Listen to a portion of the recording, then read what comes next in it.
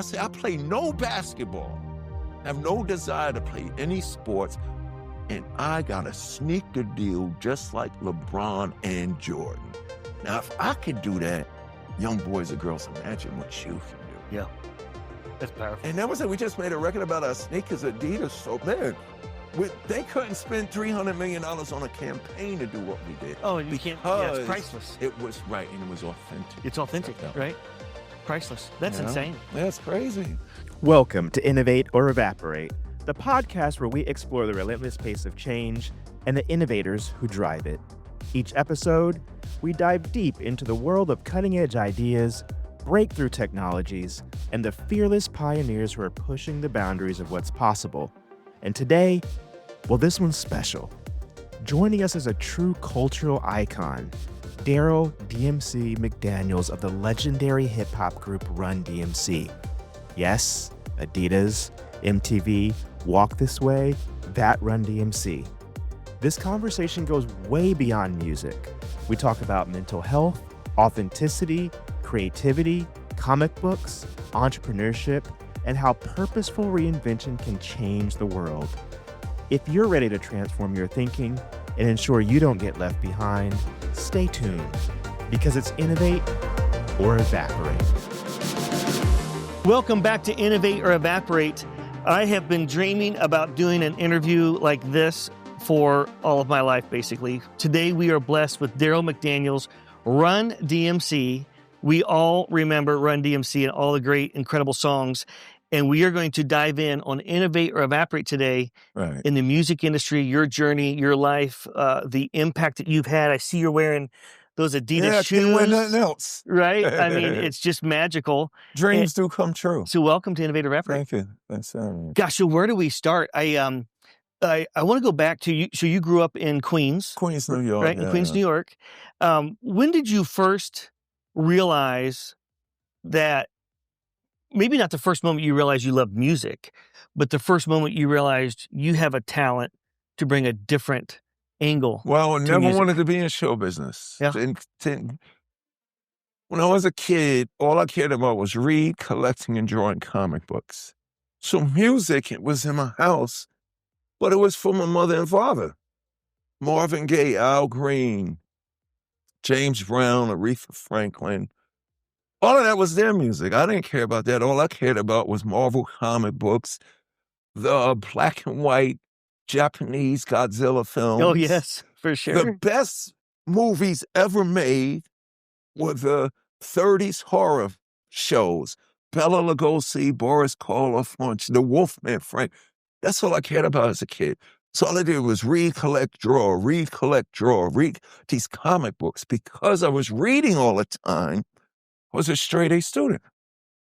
And school to me was, I need to know what's going on in the world, in outer space, and science fiction, social studies, so I could understand what Peter Parker, Professor X, and Tony Stark is talking about. So I did not care anything about music. About 76, started hearing the block parties of the DJs and the MCs and the breakdancers and the graffiti. Yep. Didn't care nothing about it. I went to Catholic school my whole life. So I was just this nerdy, geeky kid. I grew up German Baptist. Yeah, so, yes, it's a lot of us. About 78, Billy Morris comes in the schoolyard, and he has, remember, before the boom boxes, the flat tape recorders. Yep. Panasonic, JVC, whatever. He had a flat, there was no boom boxes in existence. Just when those boom boxes came out, that was legit. There was a flat tape recorder, and he was like, yo, I was in the 7th grade, he was in the 8th. And he said, come here. And at first, it was me, David Sinclair, and my other friend, Oliver Brown, I think it was. So Billy was in the 8th grade.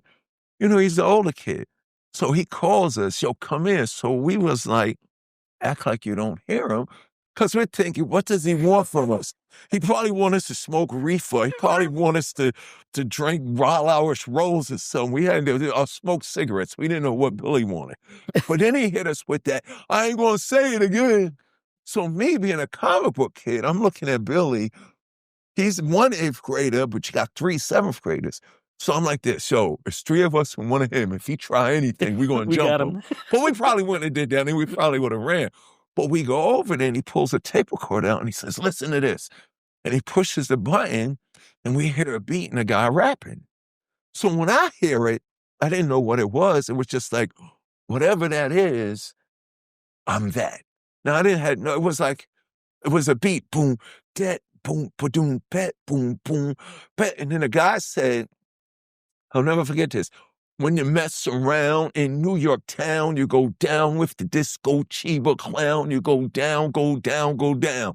Then he said, you keep the pep in your step. You don't stop till you get on the mountaintop. And when you reach the top and you reach the peak, that's when you hear Eddie Chiba speak, and it stopped. And it was just so inspiring. I was like, what is that? Do it again. So it was only about a minute and a half. It was the first time I heard it, but then I heard it and I was like, wow, you can use music to talk about who you are and not be ashamed. Yeah. So I just started writing rhymes for me in my basement alone. Joseph Simmons, who went to the same Catholic school but was in the other class, found out that I had some rhymes. And he just basically said, D, you wrote this? And I was like, yeah, it's like schoolwork to me. And I'll never forget this. 8th grade, he just looks at me and says, when my brother lets me make a record, I'm putting you in my group. And I was like, what is he talking? Like, I don't do this. Like, what? I had no idea. But we graduated elementary school, went to completely different high schools. Now, this is crazy. 9th grade, 10th grade, 11th grade, 12th grade, I graduate. So for me, this hip-hop rapping thing was just a way that you could relate to yourself. For me, I didn't know it was about relating to others. It's almost like journaling for you or something. Yes, it was journaling.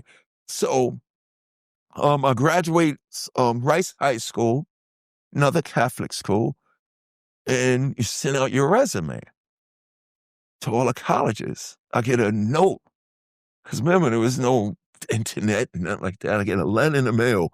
We're proud to inform you, Mr. McDaniels. I was like, why are they calling me Mr.? I'm a kid.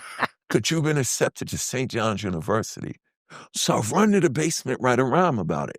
I'm DMC, and the place to be. I'm going to St. John's University. Since kindergarten, I acquired the knowledge. After 12th grade, I'm going straight to college. I just wrote the rhyme for me. 9th grade, 10th grade, 11th grade, 12th grade, class of 82. Summer 82. In August, I graduate June. In August, the phone rings. It's Joseph. 4 years ago. D, what's up? What? Remember 4 years ago when I said, if I do a group, if I make a record, I'm putting you in my group? Yeah. Grab your rhyme book. We're going to the studio. Went to the studio in August of 82, made our first single. It's Like That, and that's the way it is. B-side, Sucker MC's Here I Sit Today. That's insane. It wasn't a desire. It was just something that you did for fun, to journal, to tell your story. Had no idea it was going to turn into a career. So did you actually start school when you went to the studio? Did you already start? No, I was in St. John's University. Time, right? I was in my second semester. Second semester? Of St. John's. I went for business management, got to the second semester. Now, hold up. Let me back up a little. The only reason I picked St. John's was my best friend growing up was Douglas Hayes. Douglas Hayes was, in my neighborhood, just as good as Mark Jackson. The legendary Mark Jackson. That's Mark Jackson University. Came to Pacers, the same one? Yeah. St. John's University, Rookie of the Year with the Knicks, and then came to the Pacers. That Mark Jackson lived 2 minutes from my house in LL. We all of this in the same neighborhood. So me and Douglas went to school from kindergarten to 8th grade, from 9th grade to 12th grade. Me and Doug was like this. You saw Doug, you saw D. If you saw Darryl, you saw Doug. So when we was graduating from Rice High School, the teachers, the guidance counselors, they give you that sheet and they say, pick a career. So I'm looking at this sheet. I don't know I want to do comic books. Not on there. I want to watch Godzilla. Right. What do you want to do when you grow up? I want to watch Godzilla movies and Frankenstein and the Wolfman. I want to read comic books. Yeah. So I go to my best friend, Doug. Yo, Doug, what do I pick? Because we was always in the same class. He says, hold on. He says, pick business management at St. John's University. And I go, cool. I get accepted to St. John's. This is the game changer, though. I get to St. John's the first day of school. Now, me and Doug been together first year of school through elementary and high school. I didn't know college was different. You on your own. Yeah. Nobody helps you. Different deal. It ain't like school. Yeah. And no principals, no teachers that will mentor you. You on your own. So I get up to St. John's the first day. It's this big campus, right? I go to the phone, the payphone, put the money in. I call Doug. He's asleep. Yo, Doug, what's up, man? It's first day of school. He said, hold on. Checks his schedule. Not for me. I don't got to be there till Tuesday. Hangs up on me. It was a shock to the system. I felt alone, lost, all in despair. Yeah. And that was it. So I'm in St. John's University. Life is totally different. Now, me and Run had made the demo in August, though. So first semester, I realized I don't like business management. I don't like accounting. I don't like none of it. So I had to grow up and say, what is it that I can do? I can draw. So I had 3 options at this point in my life. Go to my mother and say, Mom, I'm changing from business management to architecture. Yeah. Because back then there was no computers. It was all done by hand and rulers and measurement stuff. Graphic design. Oh, I can do that. Or I'm dropping out of school and I'm going to go work for Marvel comic books and draw the funny paper. So I go to my mother with this. Mother and father, dad, mom, sit down. My dad, rest in peace, my mother was like, oh, hell no. You're going to be a manager. You're going to be, hell no, business, doctor, that whole thing. My father like, calm down, woman, calm down. What I like about my father, he says, if he just want to draw cartoons and comic books for the longest he's happy. See, Mom, listen to Dad. I respect, it wasn't about money. It was as long as the boy's happy doing what he loves to do. So now I'm in a dilemma. My mom's totally against it, and I go upstairs. So Run calls and said, yo, we got a record deal, this and that. So I'm in second semester, and Run calls and said, yo, my brother Russell Simmons, who was managing and doing Def Jam Records and all that stuff, we got a record deal. So I hang up with Joe. I'm not thinking about the music business. I'm telling Joe, I got to grow up. I ain't thinking about no rap, hibbity-hobbity stuff. I got to figure my life out. I hang up. And during this whole time, Joe's calling. Yo, we got a record deal. We got management. This and that. We're going to be on the radio. I'm trying to figure out something. I'm not knowing this is my reality. I'm trying to figure out something that's real. So then Joe hits me with the call. Yo, the record's coming out. We on Profile Records. They playing us on the radio, and we getting requests to start doing some shows. Holy cow. Pack your bag, D. We going on the road.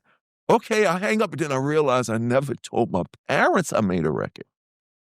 So and it was 3, was that 3 songs you said? 2 songs. 2? First, just 2 songs, because in the beginning, hip-hop is the brother of disco. Yeah. Before RunDMC started making albums, and then everything hip-hop is doing is because of me, Run, and Jay. But before that, everybody that was doing a hip-hop record, it was just a single. It was like the disco singles, Giant 45s and 33s. So you had to put that little plastic thing in there. That's all they were giving us in the music business. But RunDMC was about to change that. So I realized I didn't tell my parents. I got to go downstairs, Mom. Remember that day in the summer in August when I came home 3 a.m? I wasn't really at this runs because it was either Joe's house or my house that we would be at. And I lied because we went to the studio in Manhattan on Green Street where Bob Dylan and everybody record. And we made this little hip-hop record just to get on the radio. You know, we wasn't thinking touring and all that, but things has changed. So, that night I went to Joe. We didn't go to Joe's house. We went to the studio. And my mother was like, what's this hip-hop rap? My father, he was familiar with it because he worked transit, and the younger people that worked at his job would play the hip-hop. So it's basically, Mom, I got one of those, and Joe's saying we going on the road. My mother was like, oh, Hell no, no, hell no, no, no. Double hell no. You get your ass back upstairs and you figure out what you're going to do academically. So I go upstairs and I'm sitting there and Joe's calling every day. I'm not telling Joe I can't go yet. I'm just letting him be happy. I didn't want to break his heart. So then he's like, yo, D, we're going to get 1,200 to 1,500 a show. How many shows we got? We got like 20 shows this summer. And this is 84-ish or something? Yeah, I'm 18 years old, fresh out of high school. Yeah. No job. They don't know what I'm going to do with myself. All I know is I can draw. That's great and money. I love spot. So I get an idea. I go downstairs. I said, Mom, here's the deal. Whatever money I make during this year, this summer, now I'm thinking one summer, whatever money, Mom, I make because of this one, like, I'm 61. So I'm thinking what was going to happen. I'll be 61 and hip hop will be big. And I'll be able to tell my grandkids, that hip hop stuff y'all doing today, I had one of those. Me and my friend had one in 1983. We had one record on the radio like this and that. Now I know it's going to turn into that. And you walk the uphill both ways. So, yeah, but I told my mother, whatever money I make, I'll use to pay my own tuition. Yeah. So they was like, okay, you could go. I took a leave of absence, been absent ever since. Ever since. Because we made one single, it worked. Made another single, it worked. By the second single, the world was going, all right, we'll give you these one singles, and this is crazy, especially all you young people out there with ideas that people think is ridiculous. They said, we'll give you those singles, but there's no way in the world anybody will ever listen to or buy a full rap album. RunDMC did an album called RunDMC self-titled. We released it. We went gold, sold 500,000 records, and got on MTV. Right. That was the very beginning. Yeah. Right? So you shaped MTV as well. Yeah, MTV needed us to be cool. To be cool. MTV was doing that thing, and it was phenomenal because you was exposed to all these different artists. But then when RunDMC came along, when Steven Tyler hit broke the wall in the Walk This Way video, we literally did that in the world. That's awesome. We was doing it because we were having fun. Yeah. It wasn't like, I'm going to do this to get money. Now, some people can do those things. But for us, it changed the world.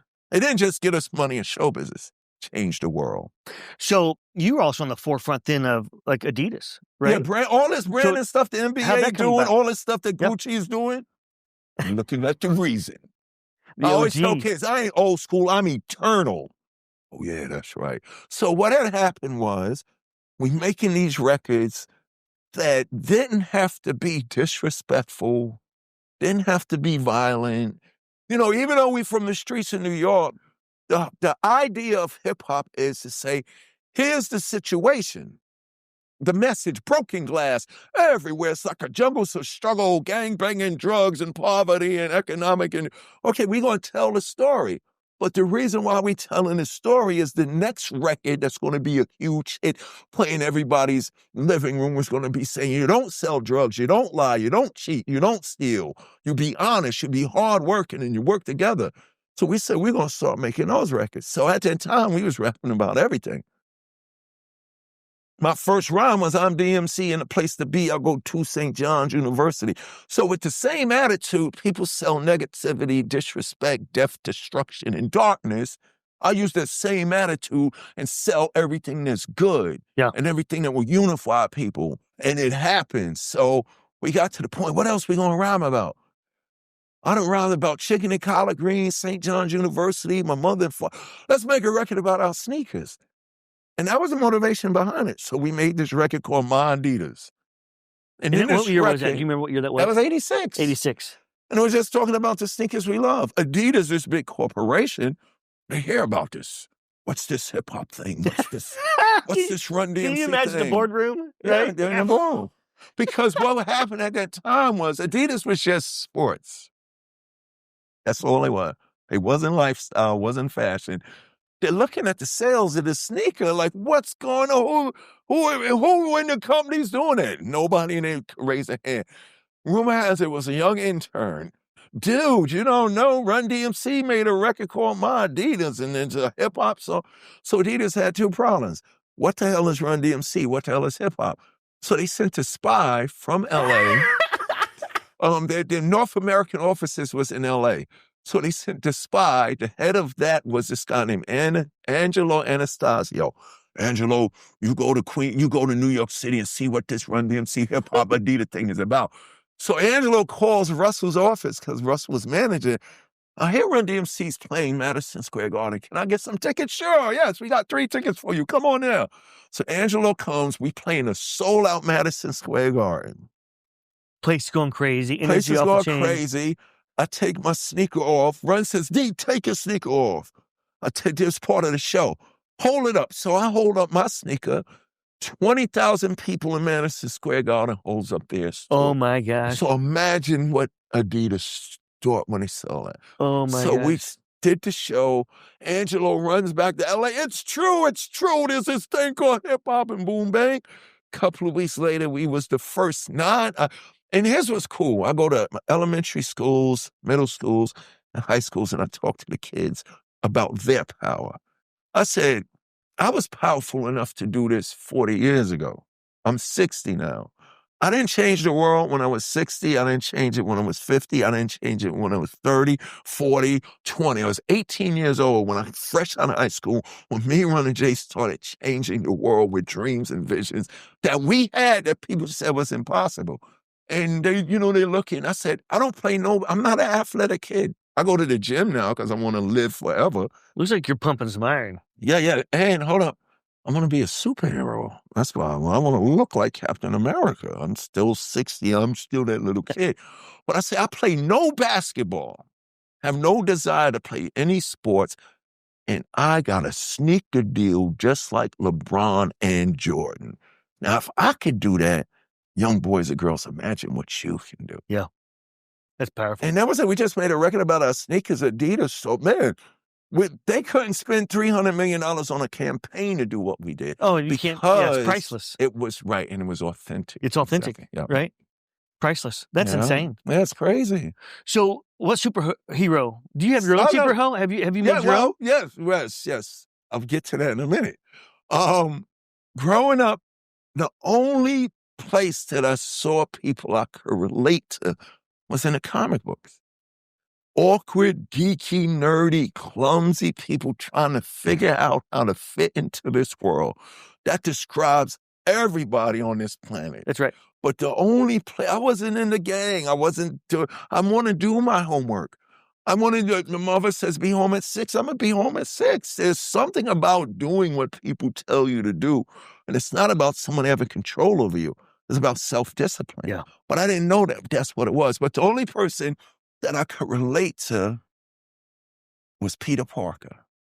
And the beauty behind this is, whether it was comic books from years ago or you knew people because of the movies, Peter Parker's from Queens.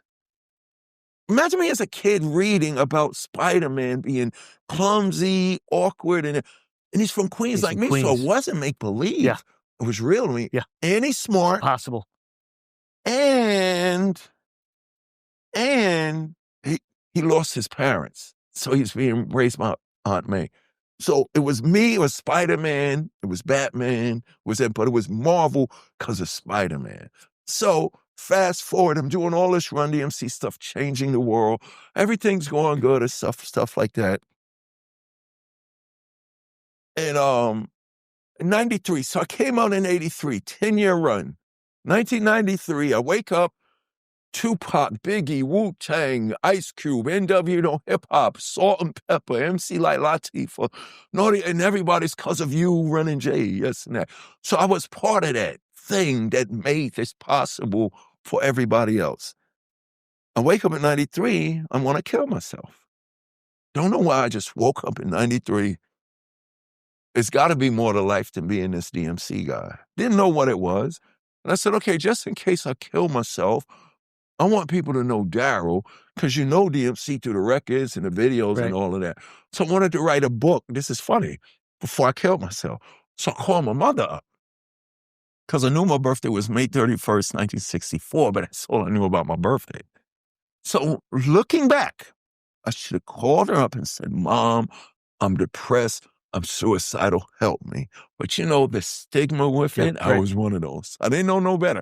So I call up, Mom, I'm writing a book, and just to make it more interesting for the reader, I want to know some details about the day I was born. On May 31st, 1964, how much did I weigh? She told me. What time you was born? She told me.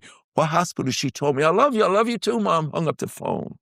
Fronting like I'm happy. Boy, and I'm saying I'm going to do this book, and after I complete this book, I'm going to kill myself. So right after that happened, an hour goes by, the phone rings. It's my mother and my father. At this point in my life, I'm an alcoholic, suicidal, metaphysical, spiritual wreck that just happens to be DMC from RunDMC. They call up and they say, we have something else to tell you. So I'm thinking it's going to be, well, when you was born, we gave birth to you by candlelight in hospital because the power went out or something like that. No. We have something else to tell you. What? You was a month old when we brought you home and you're adopted, but we love you. Bye. Click. I was 35 years old, alcoholic, suicidal, metaphysical, spiritual wreck that was thinking of killing himself. I was 35 years old when I found out that I was adopted. Then I found out I was a foster kid. So I'm imagine where my life was at. I was really going to kill myself because now my mother and father's not me in mine. And my whole career, it was always about family. Christmas time in Hollis, Queens. Mom's cooking chicken and collard greens, rice and stuffing macaroni and cheese. Santa put guisoas. Everything was family. Son of Byford, brother of Al. Banner's my mother, runs my pal. It's McDaniels, not McDonald's. These rhymes are Darryl's, those burgers are Ronald's. I ran down my family tree, my mother, my father. And it was always Hollis, Queens, and me and my mom and family and stuff like that. So that traumatic revelation was a game changer. So it hit me hard, but then a peace came over me. Wow, look, I thought about what my mother and father did for me. Right. They got me where I was supposed to go. So when I found out that I was adopted, and then I found out I was a foster kid, I did not know the RunDMC stuff was the setup to prepare me to be the superhero that I wanted to be. So that caused me to go get clean and sober. Found my birth mother, found two brothers I didn't have. Great story. So a friend of mine calls me to his office for a meeting for some music stuff. And I sit down with him, and he says, what was it like when you was a kid? So I told him everything that I just told you. Catholic school, comic book, straight A's, whatever. So we thought we just had music in common. We found out we had comic books in common. So then he goes, yo, D, man, you should do a comic book. And I was like, why? Because you can do the very same thing you've already done with your music. You could do it with a book. All right, I'm in. So we start this idea. If you're going to do a comic book company, what are you going to call it? You can't call it Marvel. You can't call it DC. That's taken. What are you going to call it? To everybody, no matter what your situation is, you have everything already necessary for you to succeed at whatever your dream is. So I'm sitting there. Hip hop taught me to don't be ashamed of you. You know what? I'm going to call my comic book DMC, and the DMC is going to stand for Darryl Makes Comics. Oh, my God. You know, now, oh, Lord, I can't believe the D and the Darryl McDaniels is initial. It fit. So then we start this comic book venture. I didn't tell him about my whole adoption and suicide and all that, but he started seeing me do it on interviews. So then I come into his office after we start the book, and he's like this. And I'm like, what's the matter? You should have told me. I still told me what? He said, yo, D, man, you really are literally a superhero.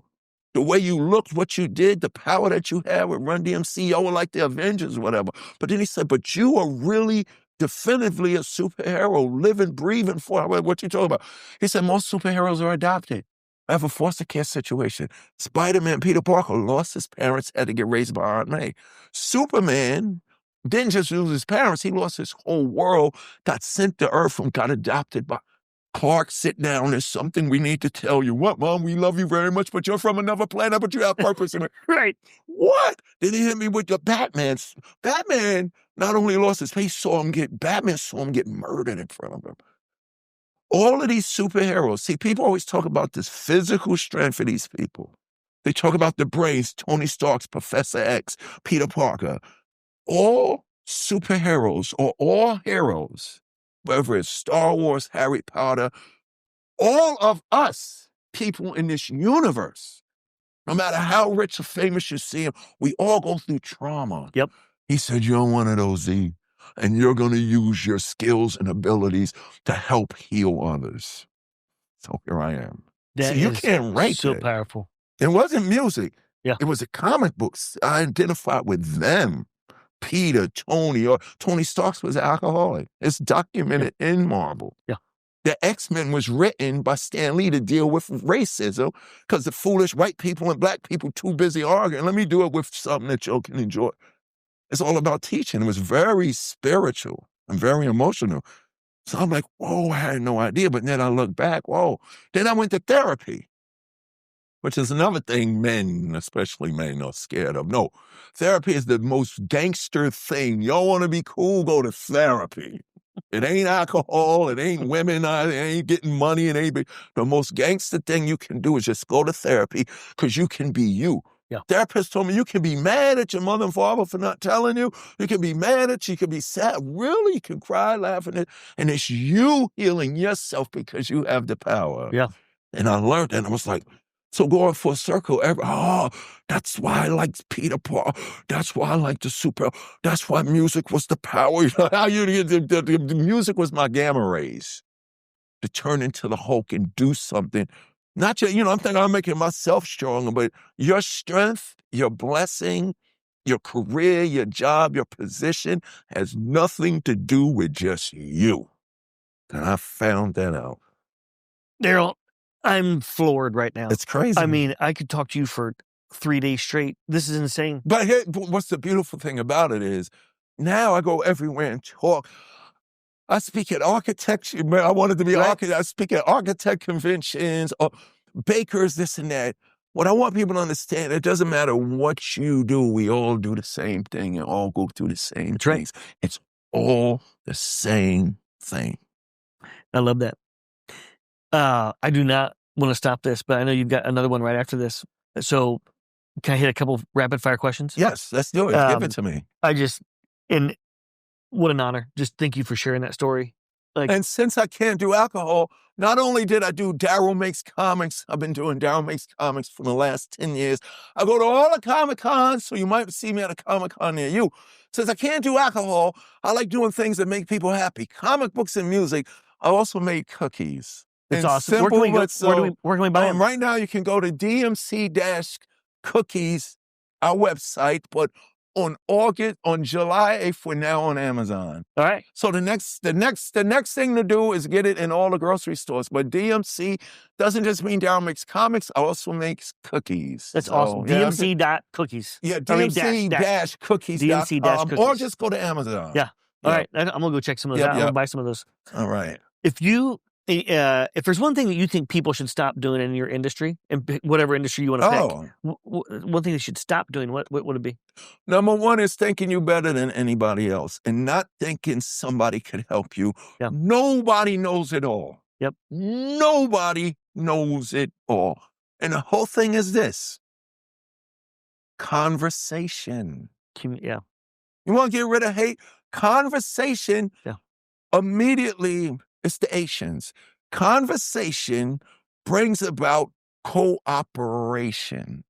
Republican, now we can cooperate and achieve. It ain't about me defending. It's like sports. You ain't getting nowhere without a team. So conversation brings about cooperation. Cooperation brings about collaboration. And collaboration brings about transformation of every situation. Let's conversate. Let me know. And here's a perfect example. Hip hop was created from the street gangs. I'm fighting you, you West Side, I'm East Side. So we fighting and fighting. The moment we stop, and it's an endless cycle. Your brother's dead because my brother killed him. My father's dead because your father killed him, on and on. It got to a point where me and you fighting the same thing that was getting us nowhere. But the day I stopped, I don't want to fight you no more. And you say, I never really want to fight you. And this what happened. What do? And you say, I do music. And I go, you do music? And I go, I do poetry. And then somebody else in the room said, yo, put your poetry with the music. That's how hip hop was created. The record company didn't, the music business didn't create it, the lawyers, the accountants, it all was when I said, and you wasn't ashamed to say, I like doing music. I don't want to just stab and shoot. You like doing music? We put the music together, conversation, cooperation, collaboration. Now, transformation comes from all other boys and girls like, I don't know nothing about music. I don't know nothing about poetry, but when I hear your music, I want to dance and spin on my Feel head. good. So the break dancers get the cardboard and start dancing. And young people, I bugged out 2 years ago when I heard break dancing is now in the Olympics. Yes, that's right. And it It's just so started awesome. with it. It's Yeah. so conversation. Let's talk more. I love it. I can help you and you can help me. Yeah, I love it. Darryl, man, I want to talk to you for 3 days. Thank you so much. It's an Thank honor you. to have you come on Innovate or Evaporate, spend some time during WNBA All-Star Well, weekend. this is very innovative. Yeah, we're having creative. we're having a blast. Let's just change Yes. people's lives for the That's better, it. right? Yeah. So thank you very much, and Thank you and for I having hope that me. this is just the beginning of our journey, knowing each other. Oh, yeah, I'll be back. been I'm working amazing. with Hatch. Awesome. Oh yeah. Hatch with Hatch. To all of you out there, with Hatch, hunger has met its match. Look up Hatch. I think that's a mic drop. All right. Until next time, we'll see you soon on Innovate or Evaporate. This episode was brought to you by Rally, the Global Cross-Sector Innovation Conference. Learn more at rallyinnovation.com.